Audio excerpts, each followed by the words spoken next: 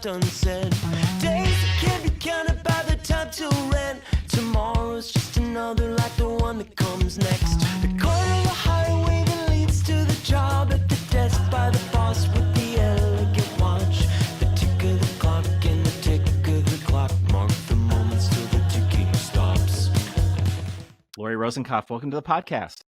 Hi, Kelly. It's great to be here.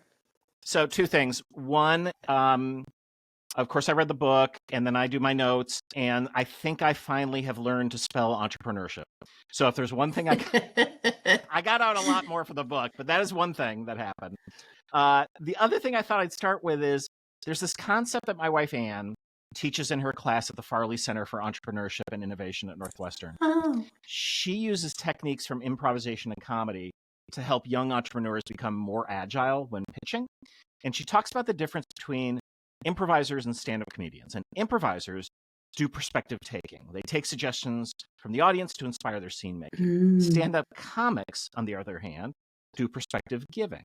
They have to teach the audience how to understand their comic point of view in the first 5 minutes of their act. And almost universally, they start with their struggles and faults. So Patton Oswalt is a slob, John Mulaney is a drunk, Amy Schumer is a slut. You can keep going. Yeah. But the point is that audiences are really drawn to our fiascos and the fact that we have overcome them. And this is a concept that you refer to in the introduction to your book, or sort of. Yeah, I love that. The book is called Unstoppable Entrepreneurs for a reason. I have 6 R's of an entrepreneurial mindset. One of them is resilience, but Unstoppable Entrepreneurs sounded a lot sexier as a book title than Resilient Entrepreneurs. But so much of the act of entrepreneurship, whatever path you might follow to be entrepreneurial, is about dealing with negative feedback and responding to that, as your wife would teach, that perspective taking and working with that. So whether that is a customer who decides they don't want your product because you haven't given them the kind of price to performance ratio that they want, or it's something completely out of your control, like COVID happens or tariffs happen and the like. The most successful entrepreneurs are the ones who have the mindset that allow them to say there are a lot of different ways to solve a problem, and I've got to switch now, understand the problem as it stands, and pivot in a way that's going to allow me to get to the reason why I'm in this business in the first place. So this is the thing we talk to our clients about all the time. And the reason we're teaching them improvisation is because we are well-versed in working without a script. So everything is novel. And when everything is novel, our instincts as human beings is usually to shut down. And what these entrepreneurs that you're talking about have to do is the opposite. And of course, that seems alien to people, again, because the novelty, it's like, well, that's a dumb idea. It's like the dumb ideas might be the great ideas, you just don't know. And that does take a certain fortitude. You know, it's so interesting to think about novelty, because novelty suggests inspiration, which is a seed, innovation, which turns into entrepreneurship.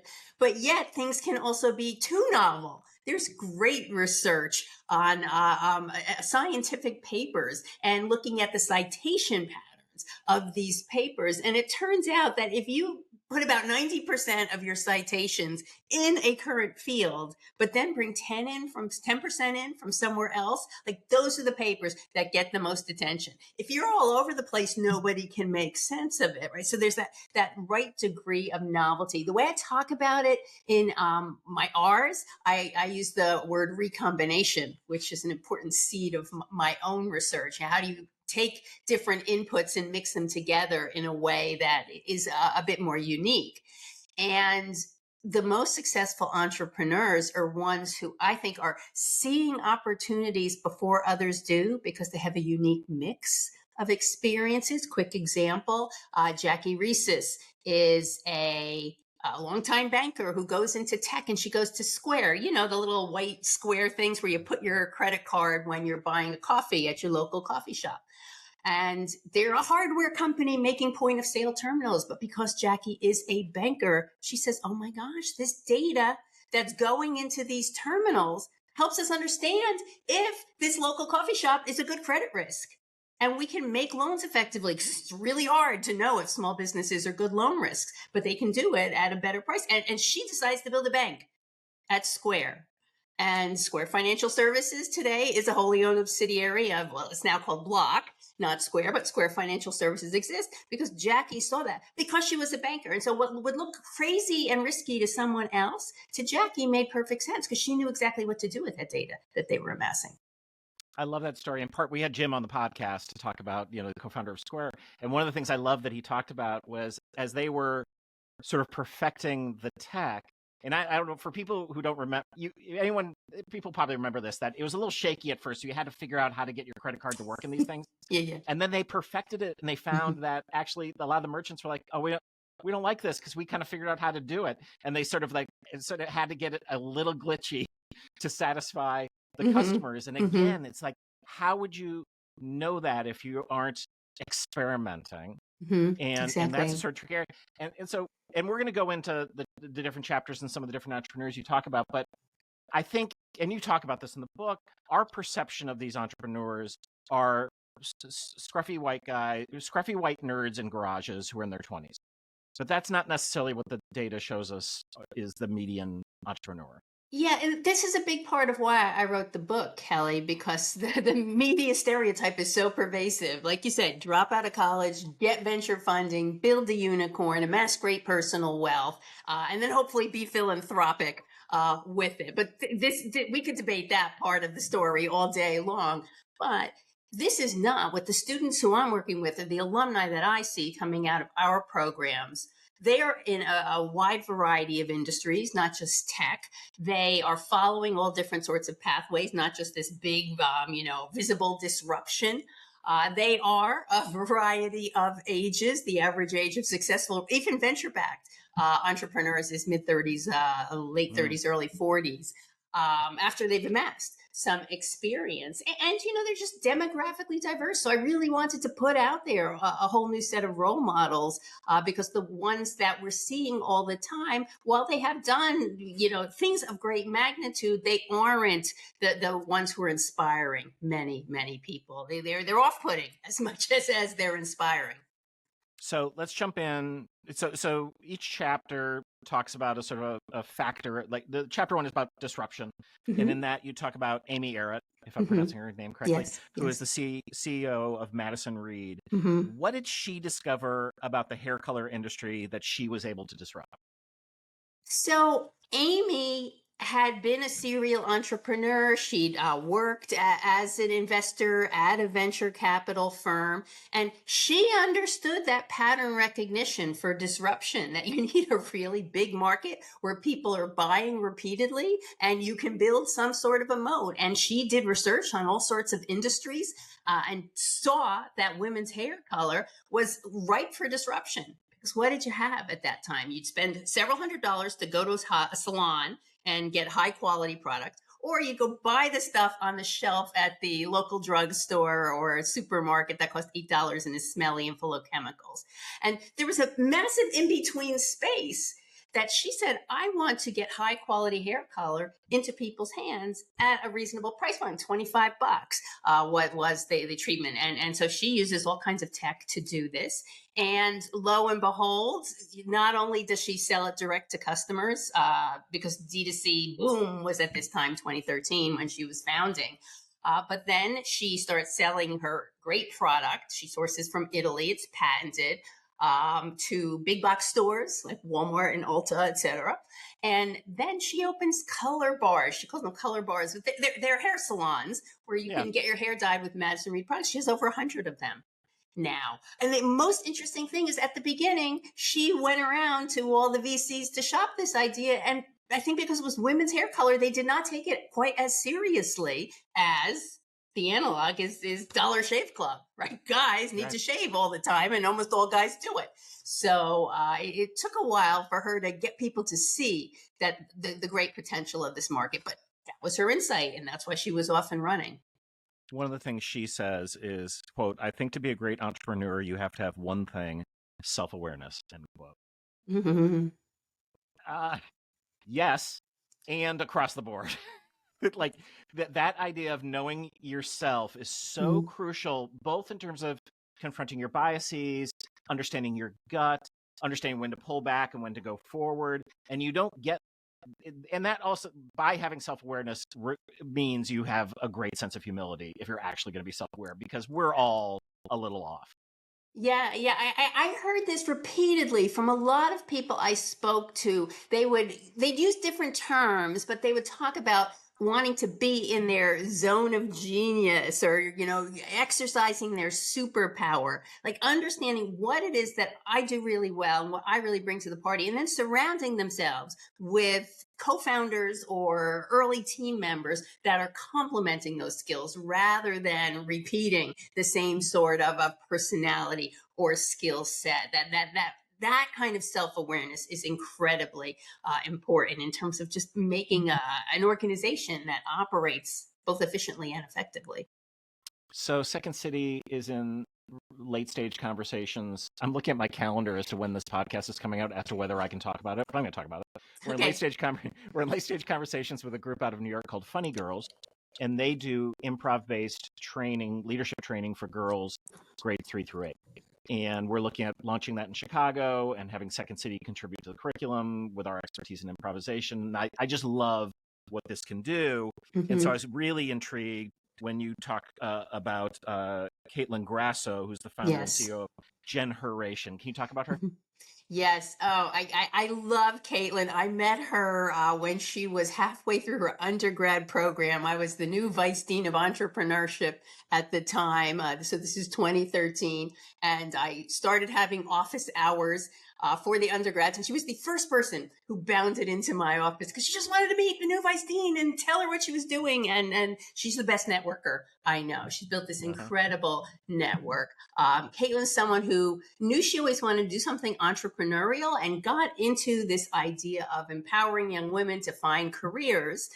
Did research while she was an undergraduate on the topic and started experimenting with all sorts of formats for her business. She won a great prize from the university that gave her her first year of living expenses and some funding for the business. And she started building out what she called Discovery Days bus tours, where she Mm. would take a bunch of girls would buy tickets to go on the bus for a couple of days and go and visit all different companies and get all these different kinds of talks.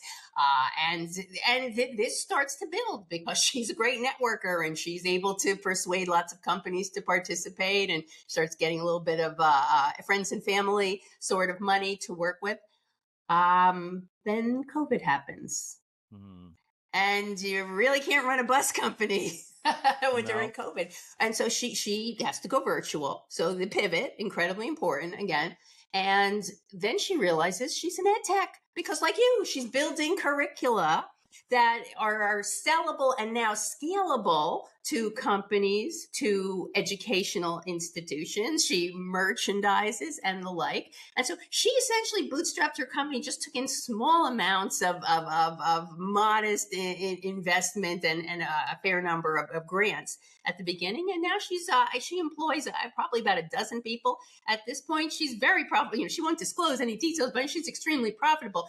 And she's now thinking, should I raise a bigger round because I could make this a very large platform? So it's a story of a social entrepreneur with a social mission, but who's also profitable and careful about the way that she's using her funds in order to build the business. It's just a great story.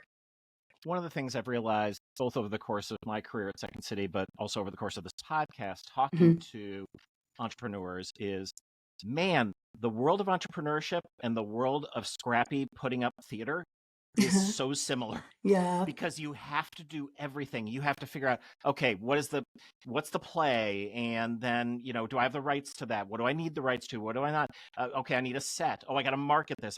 You have to think everything all the way through, and there's very few other sort of worlds that do that, or bring that. Usually, you're walking into something that exists, but theater artists who make things from scratch and entrepreneurs who make things from scratch Hmm. both have to really get rid of that fear of failure.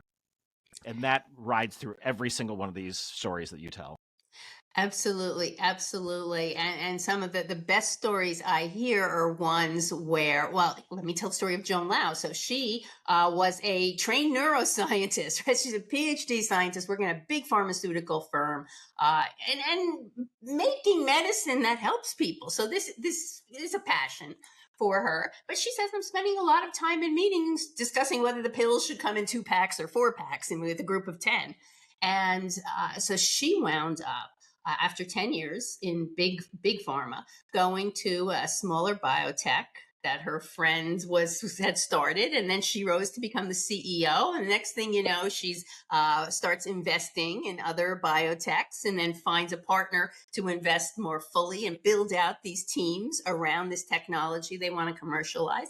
And now she's the CEO of one of their portfolio firms, Spirovant, which is building a cure for cystic fibrosis. And that's life changing, right? That's real passion. And what Joan says is the real risk is not capturing your own value. That she was giving away too much of her value when she was working at the big pharma company and wanted a setting where, as she got confident about her ability and saw she wanted to do life changing medicine, this is the space I want to work in. Uh, I love that also she talks about the importance of the team and that you don't go at it alone. Mm-hmm. I had a conversation earlier today with 2 former podcast guests who are working on a book about ambition. And they have been interviewing, I've been setting them up with interviewing various people who've come through Second City. This is a starting point. And so we're today just talking about, all right, what have you been finding? And the interesting thing they said is that most of the people who had some success coming out of Second City, so they were in the industry, really didn't want to classify themselves as ambitious. And the people that they spoke to who pivoted and ended up working in business and doing quite well had no problem talking about themselves as ambitious.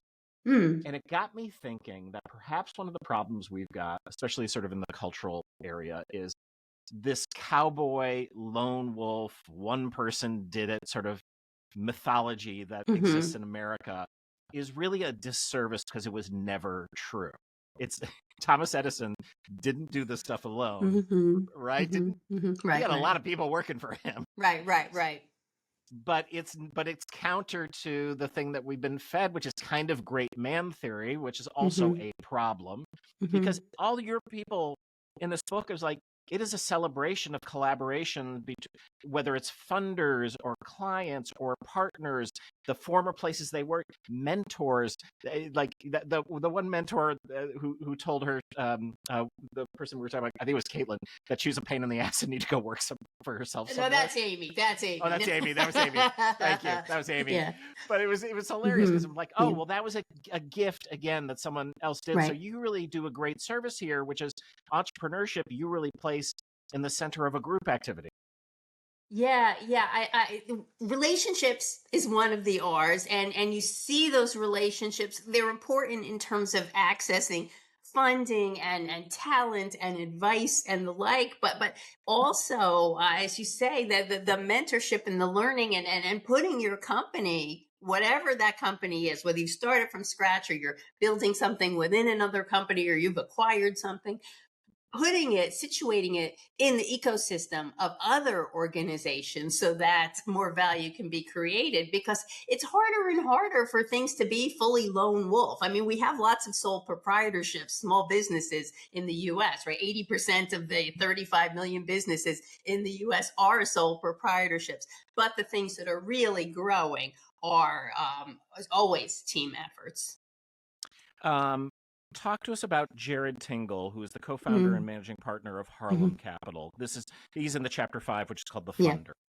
Yeah. So the funder is a chapter that's so important to me coming out of Wharton and Penn, because so much of the field of alternative investments was really invented by people who came out of the Wharton School in particular and the University of Pennsylvania more broadly. And if you are building a fund, you are creating a firm. You are being very entrepreneurial. You have to do just as much selling of your thesis for your fund and selling investors to give you funds to put in as LPs.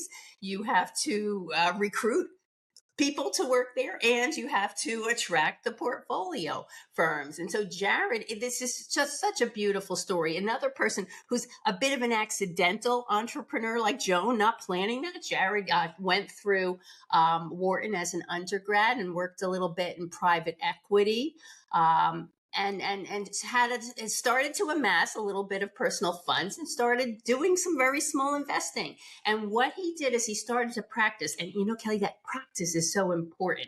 As you said, like being able to improvise, the more that you're able to do it in a safe place, where there isn't somebody looking over your shoulder to see if it's successful immediately, the better off you are. But anyway, he's investing a little bit, and he starts to see, he's African American, and he sees that underrepresented founders are having a harder time getting the sorts of deals that majority founders might get. And he says alpha is being left on the table. Risk and opportunity is being left on the table because these folks are not getting the same sort of attention. So he founds Harlem Capital with one of the friends he was co-investing with, who he worked with at the prior private equity firm. And their mission is to support 1,000 diverse founders. And of course, they will take anyone in the company, but they get inbounds from anyone who is a diverse founder. They want to talk to Harlem Capital, and Harlem Capital has been really creative in saying, we're not just funding individual companies, we're creating a community. They have lots of internships to help train young people to go into the field. And with this kind of a lens, they have ways in which they encourage the founders to support the other firms in the portfolio. So they share a little bit of their carry with everyone. So there's a reason why you would want to help each other. So they're building something that's really a social mission, but as the funder. And so it's a lovely story. He's raised 2 funds now, $170 million. And, he says, I'll know I'm successful when I see some of my founders ringing the bell at NASDAQ. And so that's coming, just like pharmaceuticals, it takes 10 years to really make your way through these kinds of processes. He said in that chapter, he says also that he's also on a mission to, quote, change hearts and minds through storytelling. And I'm curious, is that ring true for almost all these people, that they is somehow they because you don't necessarily think of an entrepreneur as a storyteller, but in many ways they kind of have to be, because they have to convince people and influence people. Right, exactly.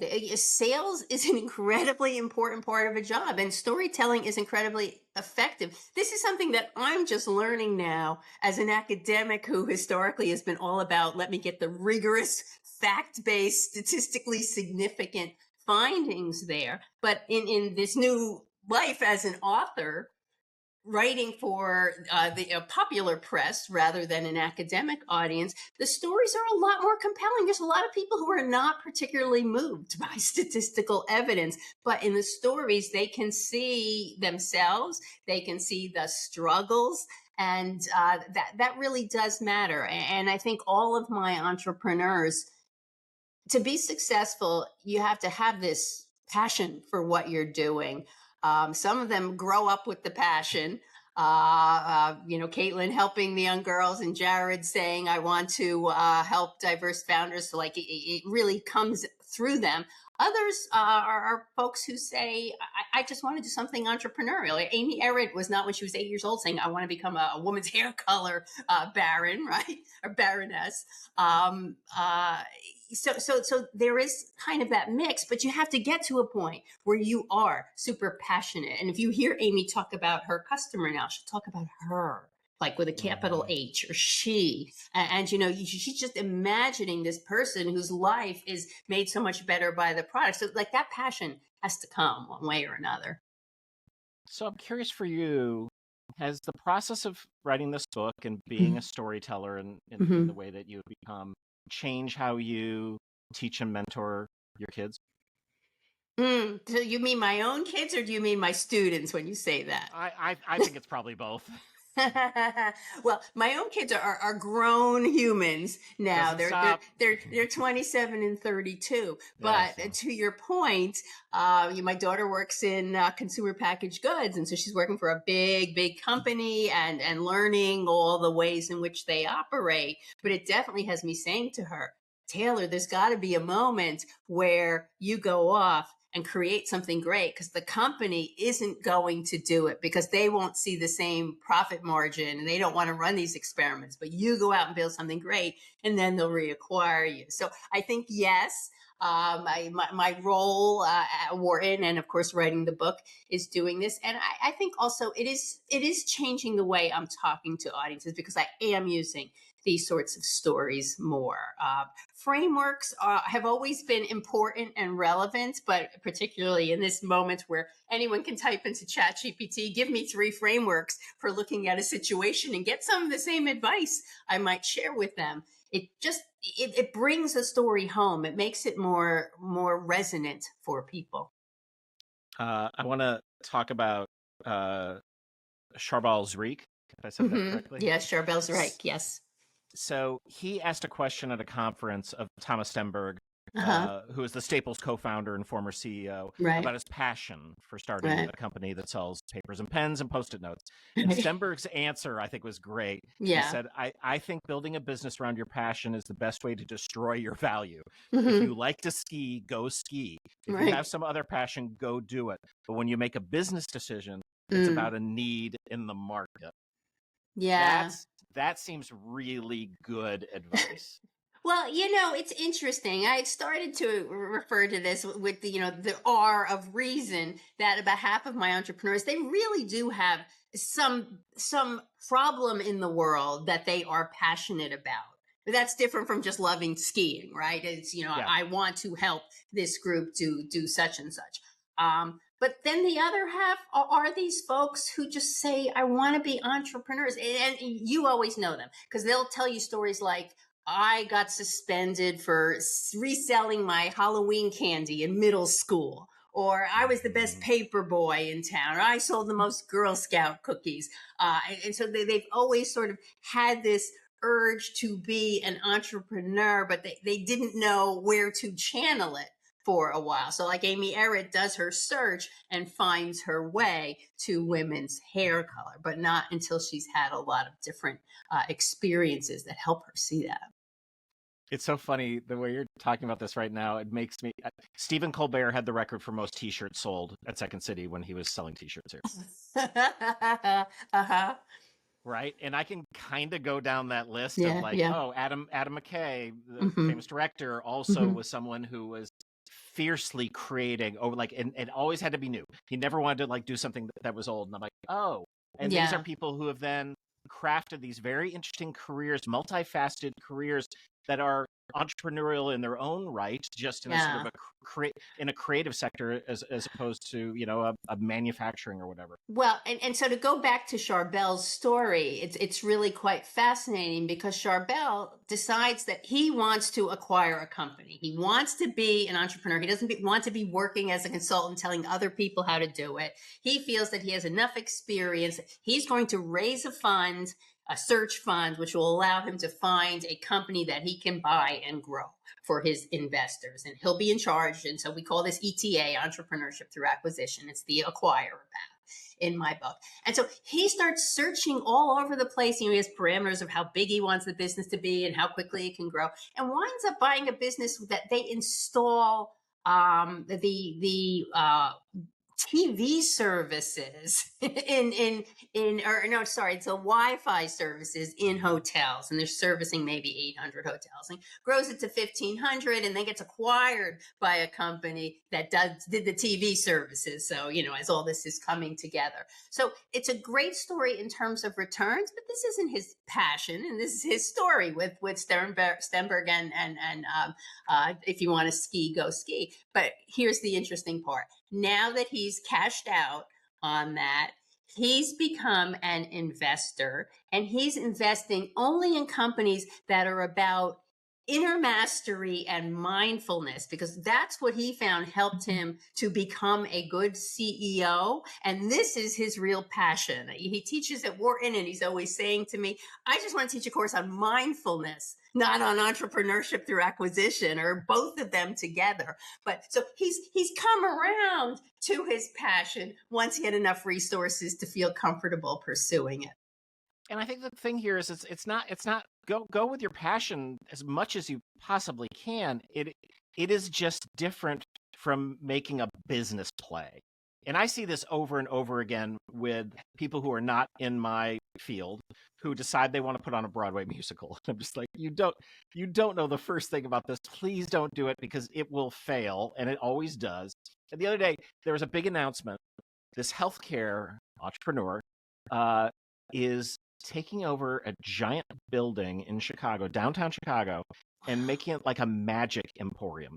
So there'll be like 7 different rooms of magic, and there's a dress code, and you have to come at a certain time. And I'm like, I'm telling you right now, I'm going on the record, this thing will fail miserably, because there's no, what is the market saying about magic?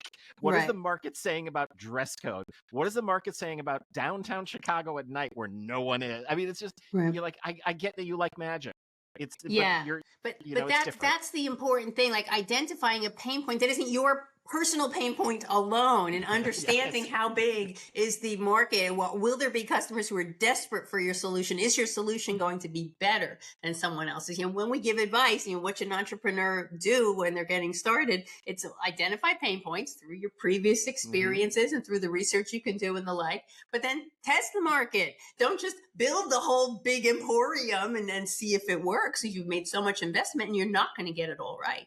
But how can you create these small experiments? And just in terms of, young people who don't have that many resources yet, but are creative in their ideas, build a landing page. How many people can you even get to visit if you try to activate your networks and your connections? And if you put a call to action button on that to learn more, how many people will click that? And you can start experimenting with different ways to describe your situation to see who'll click. Or go to Kickstarter, and will people give you $25 or $250 for this vision that you're painting? So there are lots of ways to start to test that. And that's really become a lot of the rhetoric around startup activity, that these small, quick feedback experiments are incredibly important, because you have a lifetime of pivoting ahead of you. Before I ask you for your Ascend story, can we run through the 6 R's? Absolutely.